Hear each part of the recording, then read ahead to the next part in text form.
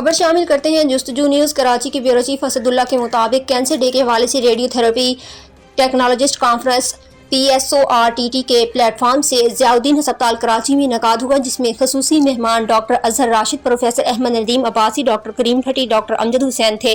Professor Ahmad Nadeem ने अपने बयान में कहा कि आप सब रेडियोथेरेपी टेक्नोलॉजिस्ट को एक प्लेटफॉर्म पर देखने के बाद खुशी हो रही है। इस तरह इस तंजीम के मुनज़्ज़म करें। इसके इदारे को मुल्की और आलमी सतह पर तरक्की दिलाने के लिए मेरी खिदमत आपके लिए हर वक्त होंगी। और प्रोफेसर डॉक्टर अहमद नदीम ने PSORTT के लिए लिखी हुई नई किताब के मुतालिक तफसीली आगाही भी दी।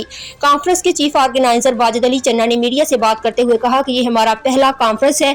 हमने आज संगे बुनियाद रख ली है। पाकिस्तान भर के RTT को एक प्लेटफॉर्म पे जमा करना और उनके हकूक, सेफ्टी, तरबियत और मुल्की और गैर मुल्की कैरियर के लिए रहनुमाई हम करेंगे। और मजीद कहा कि हमारा ताल्लुक कैंसर के मरीजों की इलाज खिदमत करना है। ये एक अजीम शोबा है। हम कैंसर के मरीजों के लिए सहारा व मसीहा हैं। कॉन्फ्रेंस में मुल्क भर से रेडियोथेरेपी टेक्नोलॉजिस्ट और डॉक्टर्स ने शिरकत की। ऑर्गेनाइजर्स की टीम में शामिल थे तारिक महमूद, सैयद माजिद हुसैन, शकील अहमद लांगा, सजाद अली, मरियम नईम, उज़मा, सईदा आयशा, हिफ्सा ज़मीर, साबिर बेग, उमर खान, नफीसुर रहमान, मोहम्मद इरफान, फारिया और सदफनाज थे।